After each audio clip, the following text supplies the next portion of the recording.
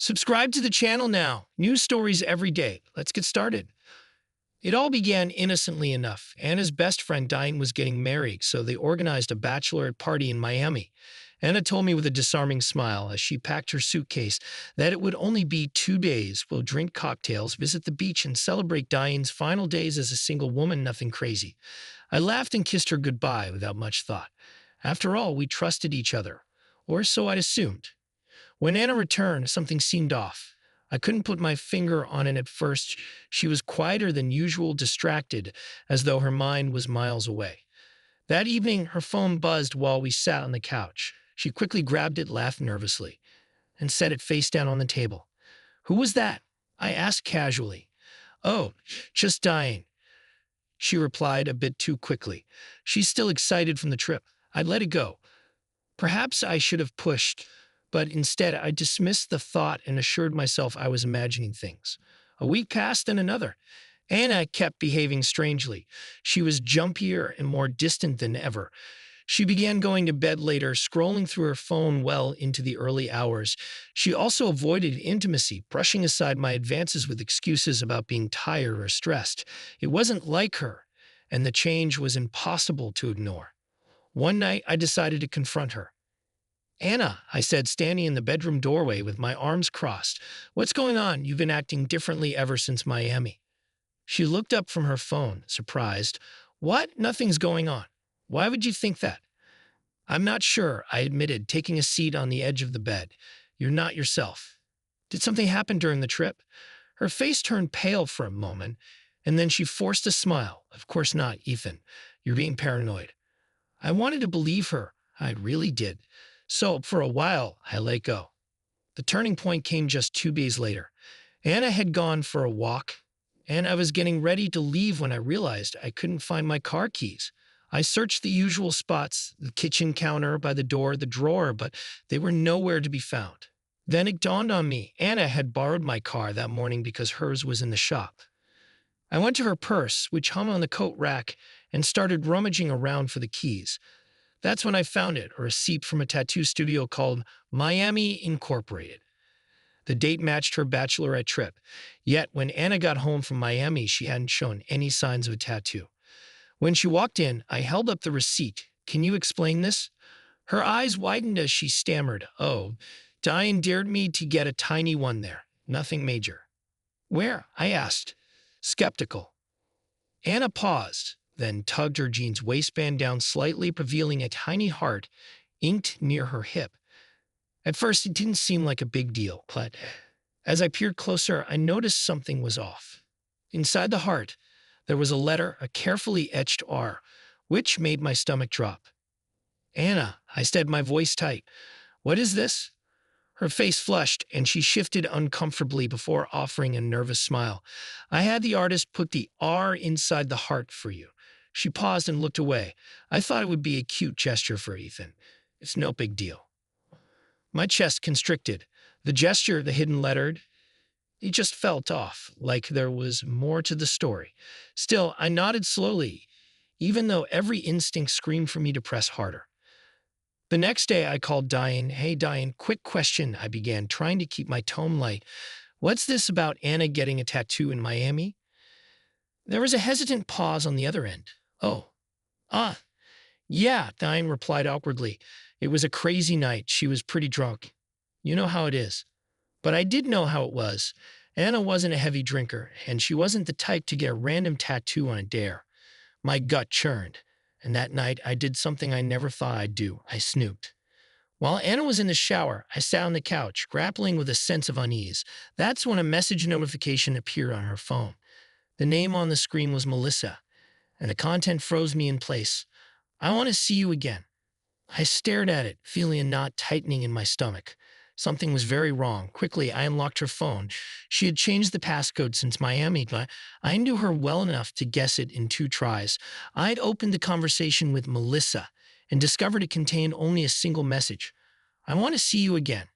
No other context, no older texts, incomplete or maybe deliberately hidden. My suspicions skyrocketed. On a hunch, I saved the number to my own phone.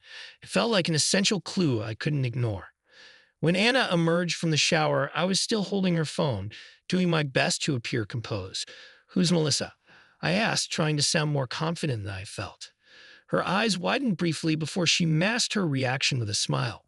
"Oh, Melissa, I know her from work." "Really?" I said, my skepticism clear. "A coworker?" She shifted uncomfortably and forced a laugh. "Yes, Ethan, just a friend. You're being paranoid." But the look in her eyes didn't convince me, not for a second. Discovering the truth. The following day, I couldn't shake that gnawing feeling. The message, the name, Melissa, the odd conversation, none of it made sense. So I called the number I copied from her phone. As it rang, my heart pounded. Eventually, a man's voice answered. "Hello." Caught off guard, I swallowed hard. Hi. I'm looking for Melissa." A slight hesitation. "Melissa? There's no one named Melissa here, man. You must have the wrong number."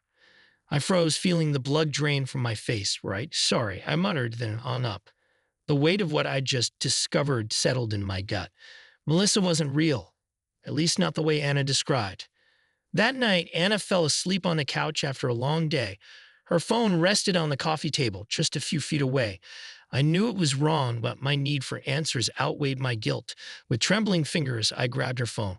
I unlocked it again, hoping I was imagining things, that there was some harmless explanation. But in her messages, I found an archived conversation with Melissa. My stomach plummeted. The very first message was timestamped the weekend of her Miami trip. "Last night was amazing. I can't stop thinking about you. Can't wait to see you again." My heart hammered in my chest. I scrolled further, hands shaking. The contact name Melissa was fake. Anna had disguised it to hide the fact that she was actually messaging Chris, a man, not a coworker. I paused, blinking hard as I tried to process it.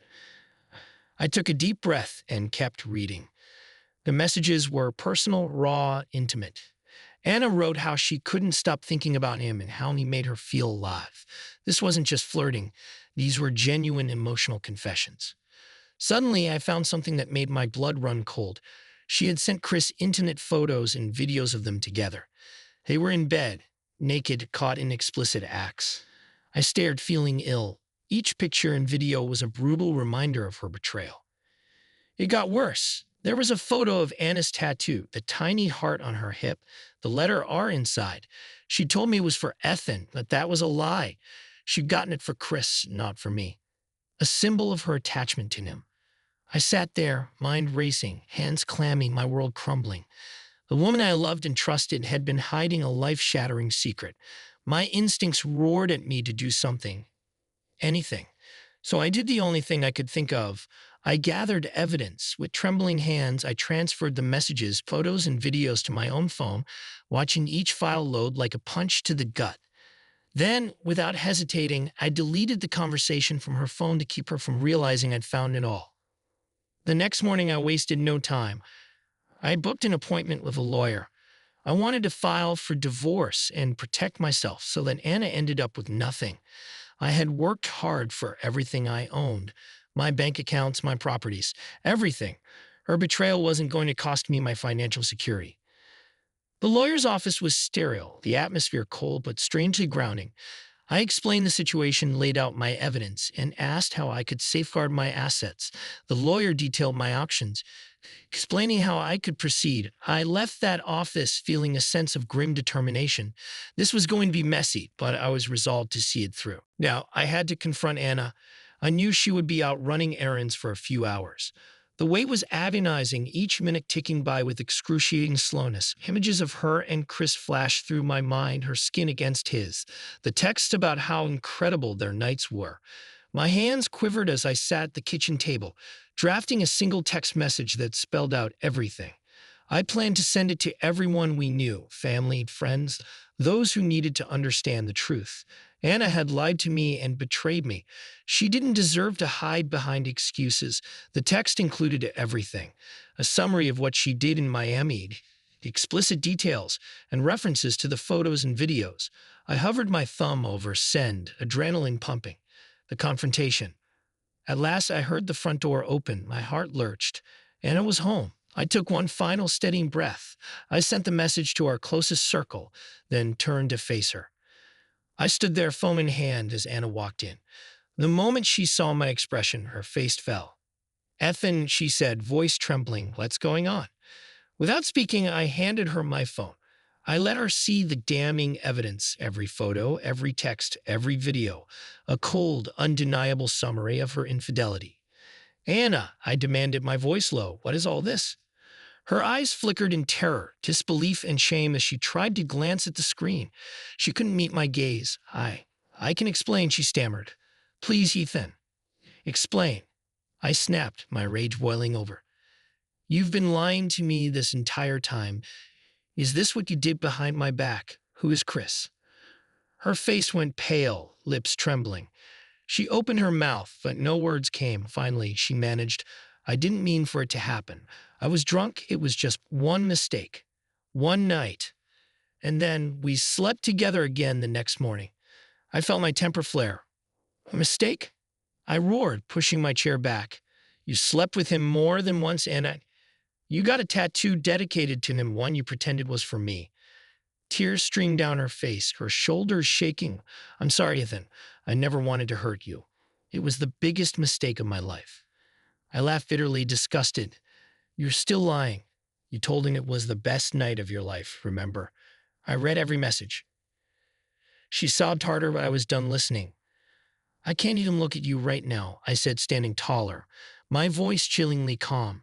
You made your decisions, and now everyone knows who you really are.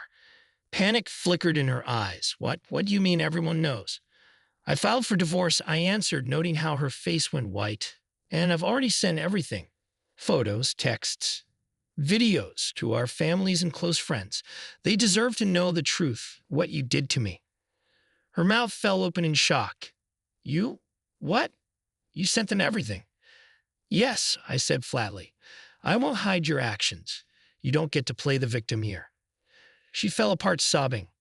I never wanted this to happen. Please, Ethan, don't do this. But it was too late. The damage was done, and there was no turning back. Aftermath. Anna and I barely spoke after that. Her family, upon seeing the evidence, was horrified.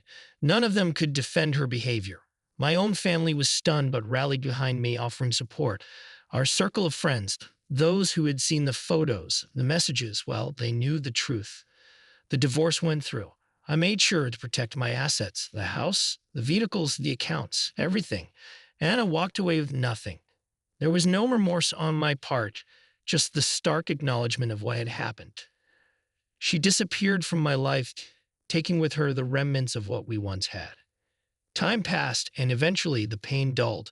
The person I'd loved was gone, replaced by a stranger who had violated my trust in the worst way.